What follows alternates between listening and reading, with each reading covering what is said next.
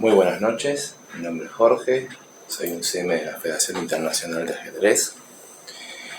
En el día de hoy vamos a estudiar la partida de Torre Repetto, otra de sus tantas partidas jugadas a nivel magistral. Y en este caso, él conduciría a las negras y el jugador que juega contra él se llama Ziegler Adams. Es un jugador con el cual Repetto, un gran jugador mexicano, Torre Repetto, se ha encontrado muchas veces, y si bien esta partida tiene un interés general por el tema que vamos a ver, el cual se va a desarrollar, que es el del tema de pieza sobrecargada, lo cual es muy bien manifestado en esta partida, algunos analistas piensan que esta partida jugada en Nueva Orleans fue como una preparación, digamos, adrede para llegar a una posición de piezas sobrecargadas de un nivel magistral, en donde queda demostrado que ese tipo de situaciones y cómo se explotan. Pero más allá de si esta partida tuvo ese tipo de modificaciones o acuerdo entre ellos dos para llegar a ese tipo de situaciones, no está de más mostrarla a raíz de la belleza que contiene y cómo transcurre la misma. El blanco se juega en 1920, obviamente. El blanco que sigue juega E4 y E5 decide contestar el Torre Repetto, a lo que el blanco juega caballo F3, empezando a desarrollar rápidamente el flanco de rey, como las reglas dicen y sugieren en el ajedrez. Y las blancas, luego de caballo F3, se encuentran con que las negras juegan un D6 y posiblemente intenten jugar una defensa finidor con caballo B a D7 y todas esas cosas. Porque si jugaban caballo C6, obviamente estamos entrando en el Ruy López, pero las negras eligieron jugar D6 y las blancas golpean rápidamente en el centro, tratando de abrir la posición. Hoy en día ese tipo de rupturas se preparan más para llegar a una ruptura con la mayoría de las piezas jugando, ya que con poca cantidad de piezas muchas veces este tipo de rupturas rápidas tienden a favorecer a las negras, debido a que no hay forma de sacar la ventaja del hecho de abrir una posición con pocas piezas desarrolladas. Necesitamos tener la mayoría para, en el caso de que abramos la posición, podamos obtener algún rédito importante. Pero bueno, en aquel tiempo D4 rápido era la jugada, lo cual las negras comen en D4 y las blancas deciden tomar con D4, en D4 con la dama. Muchas veces la toma es de caballo, pero la toma de dama hace interesante la partida, porque luego de caballo C6 las blancas continúan desarrollando, clavando el caballo para que la dama no sea comida, obviamente. Las blancas comen con dama para tener su dama centralizada y mantenerla a toda costa. De ahí que por eso juegan alfil B5, aunque le cueste perder la pareja de alfiles. ¿Sí? La compensación sería la dama fuertemente centralizada, que a su vez mira el punto G7, con lo cual molesta a la hora de desarrollar el alfil, ¿no? Alfil B5, las negras juegan alfil D7, que es la esclavada más lógica, y obviamente, con lo que estábamos diciendo, las blancas continúan entregando su alfil de blancas por el caballo de C6, para cuando las negras hagan alfil por C6. Recordemos que hay un modelo de capa blanca, donde capa blanca contra Marshall, si mal no recuerdo, come con peón B y logra ganar la partida de manera magistral, explotando los puntos que le dieron a las negras, abriendo la columna y todo ese tipo de cosas, inclusive entregando un peón. Pero no es el caso de esta partida. En este caso, el negro come en C6 con el alfil. Y caballo C3, continuando con el desarrollo y tratando de hacernos fuertes en D5. Y a la vez fiscalizando la casilla D5, ¿no? Obviamente. A caballo F6 para continuar con el enroque y poder sacar el alfil. Las blancas se enrocan rápidamente, muy bien, sacando al rey del centro del tablero. Y alfil E7, ahora sigue la jugada caballo D5, con alfil en D5. Y a E por D5.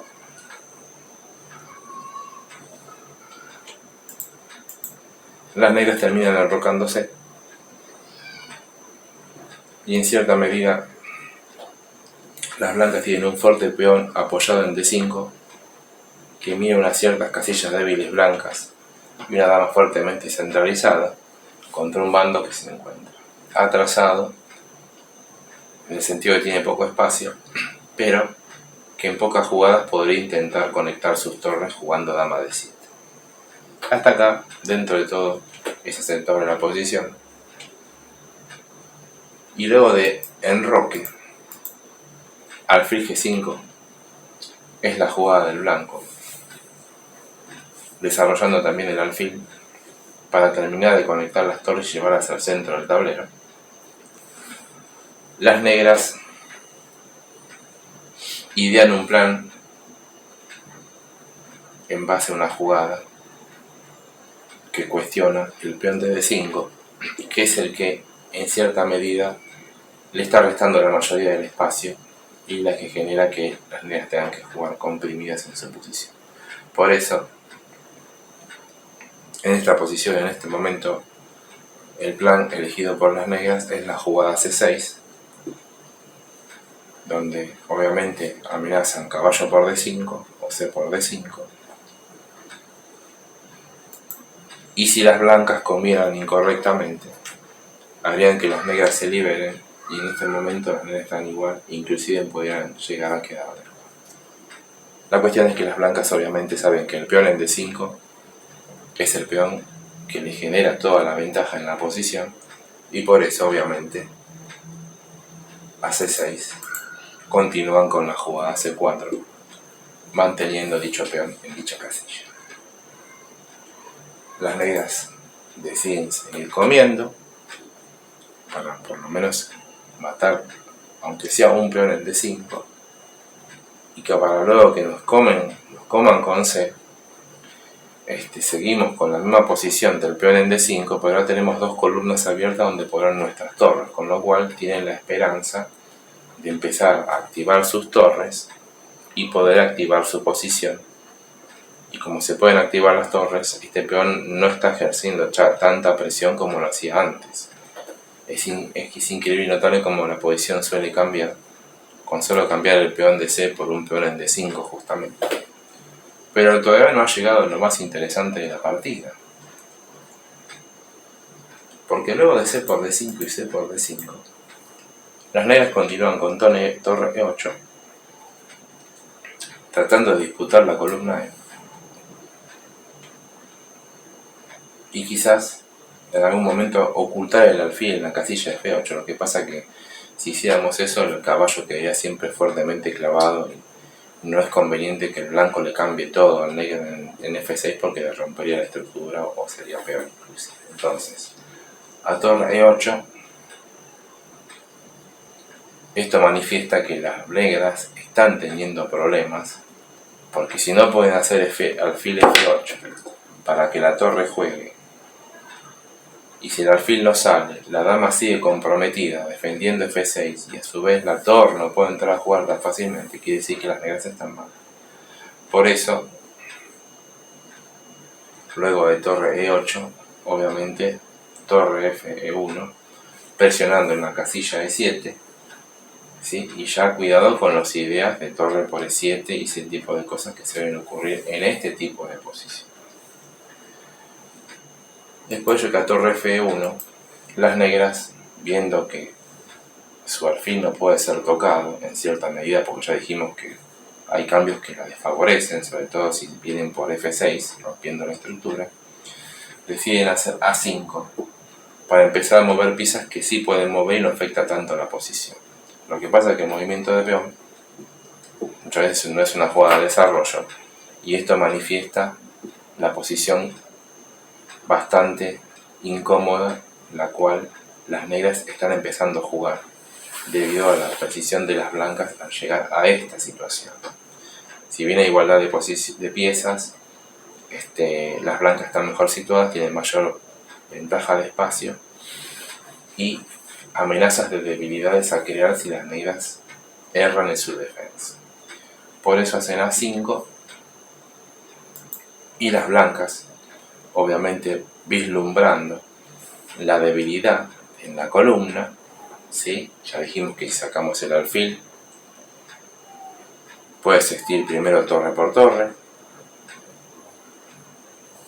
luego dama por torre, obviamente alfil por caballo y ganaríamos un peón, o alfil por caballo, por ejemplo, luego de torre por, y si comemos con dama o con peón se rompería la estructura y luego de caballo H4, caballo F5 las blancas estarían ganadas, con ataque ganador por mate o debilidades constantes que no pueden ser defendidas.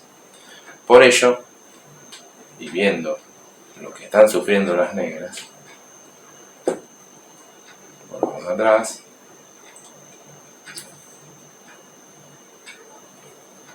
las blancas hacen la buena jugada torre 2 para jugar torre A a E1 y seguir ampliando esa molestia en la columna del rey de ambos bandos.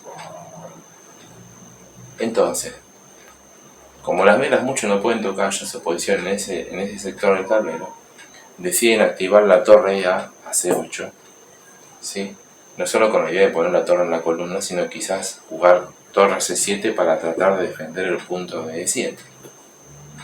A lo cual las blancas continúan con el plan establecido y ya vemos cómo de repente la posición se empieza a llenar de debilidades y a la cual queríamos llegar y hacer alusión, por lo cual la hace interesante, porque las blancas en un momento determinado logran empezar a explotar el tema de las piezas sobrecargadas y las piezas clavadas en la posición negra de una manera magistral, de tal manera que las negras tienen que terminar abandonando en pocas jugadas.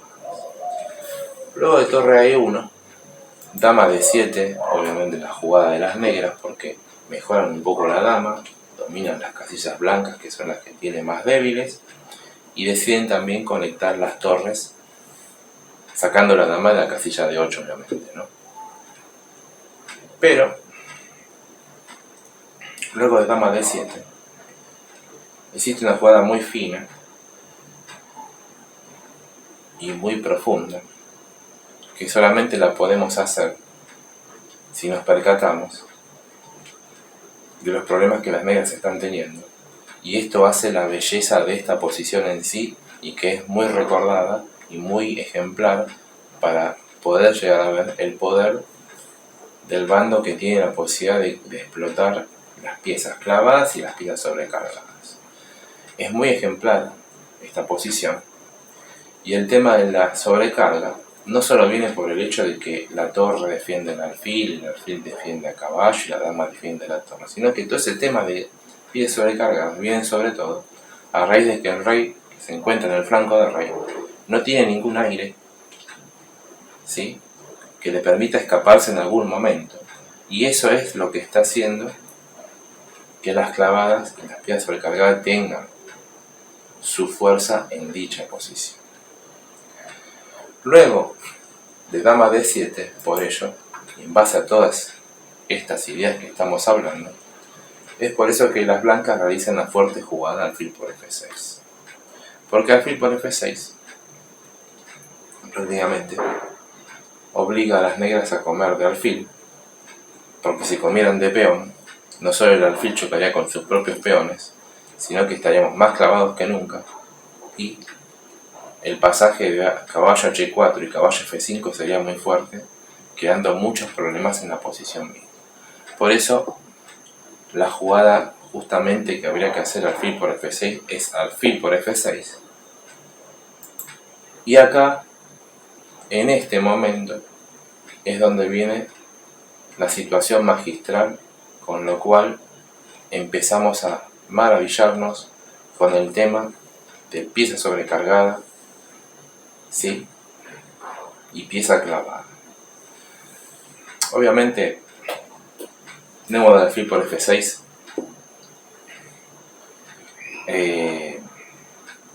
Las negras pueden intentar cambiar una torre N2 para eliminar la posición, ya que siempre la amenaza de torre por torre es muy molesta.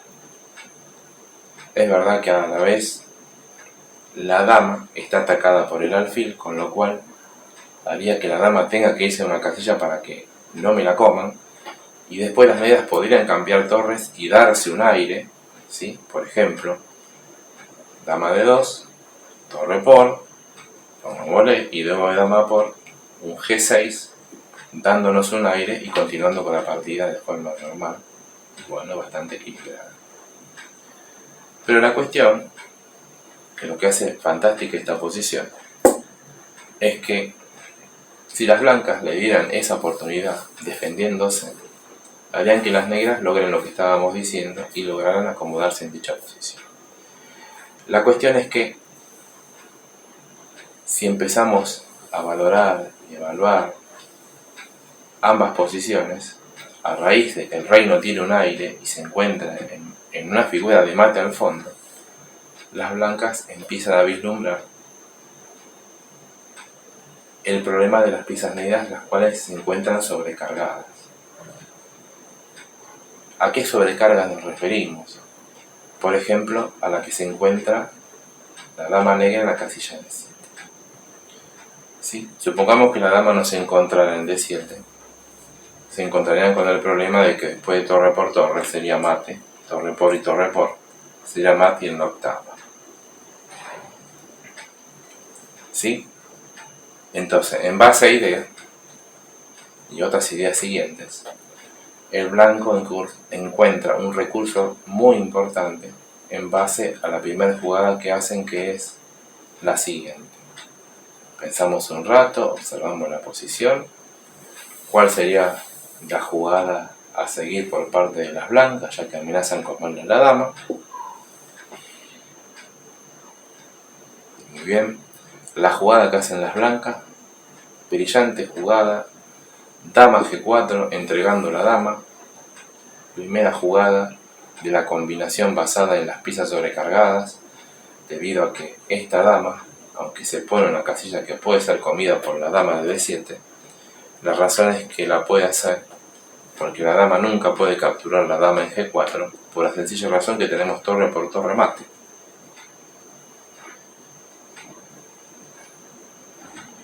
Y si torre por torre fuera la primera jugada de las negras, simplemente dama por dama, ganaríamos las damas de las negras y ganaríamos la partida.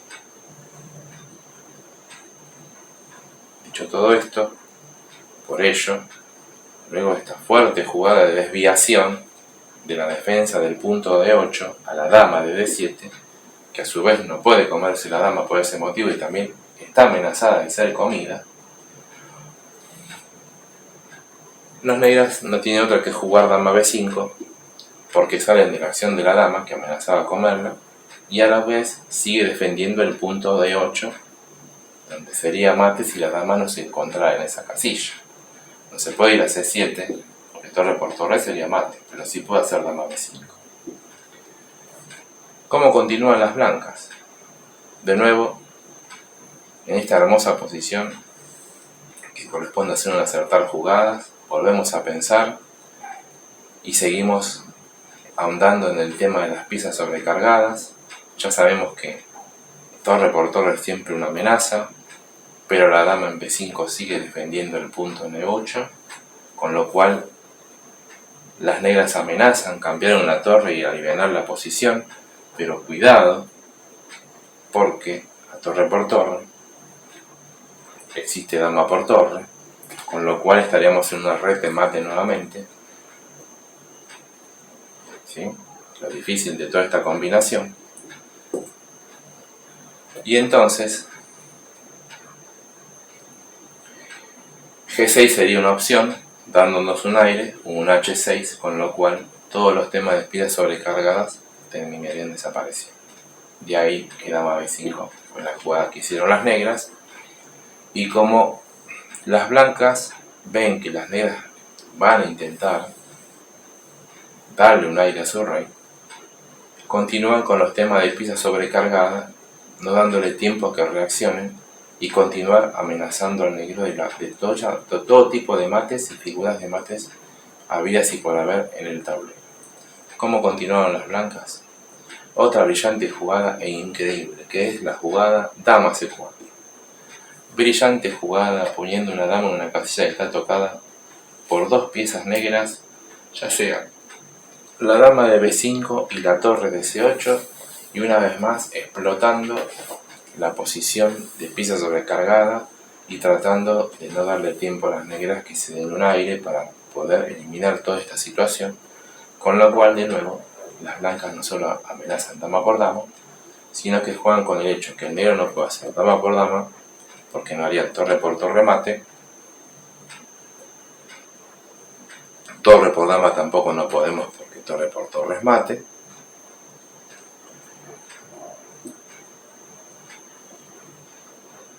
y obviamente si torre por torre, dama por dama o dama por torre es ganador. Por ello, ante toda esta situación,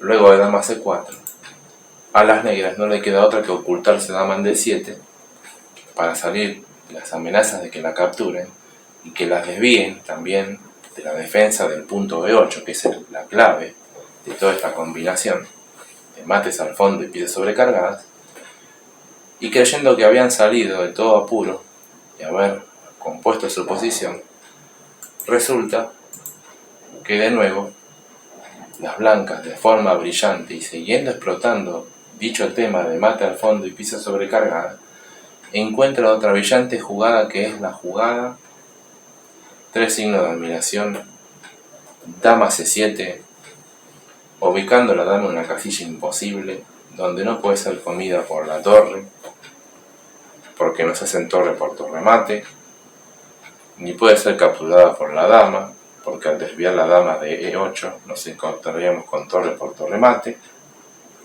con lo cual, a su vez, el blanco está amenazando ganar la dama, y no encuentra otra situación que jugar dama B5, saliendo de todos esos temas, y tratando de no caer en la red de mate.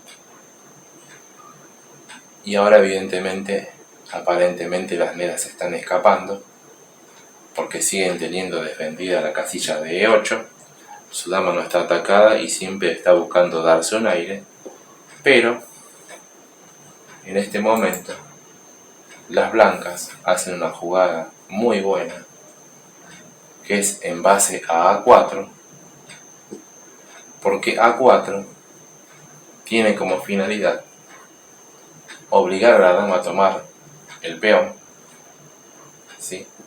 Porque no se puede desviar de la diagonal porque siempre existe torre por torre mate. Y luego de la brillante jugada torre E4, otro tema de pieza sobrecargada, ya que no podemos, por ejemplo, torre por torre, por dama por torre jaque, y a torre 1, torre por torre mate, ¿sí? Miren lo complejo de esta situación. Por ejemplo, no les queda otra más que jugar dama B5, porque la captura en E4 también es perdedora, y a dama B5 nos encontramos con la jugada final, que es dama por B7, de nuevo dos signos de admiración, porque la dama no tiene dónde esconderse, debería abandonar la diagonal, y una vez que abandone la diagonal, torre por torre sería mate inevitable. Es decir, si se comiera la dama, que se está inmolando en la posición, torre por torre sería una jugada aleatoria. Una partida brillante, un ejemplo excepcional de piezas sobrecargadas y piezas atadas, y la verdad que es una maravilla que forma parte del reinado de las partidas del ajedrez que dejaron estos maestros, y no hay que más, o sea, no tenemos más que deslumbrarnos de tanta belleza y de tan buen ejemplo de los temas los cuales estamos tratando.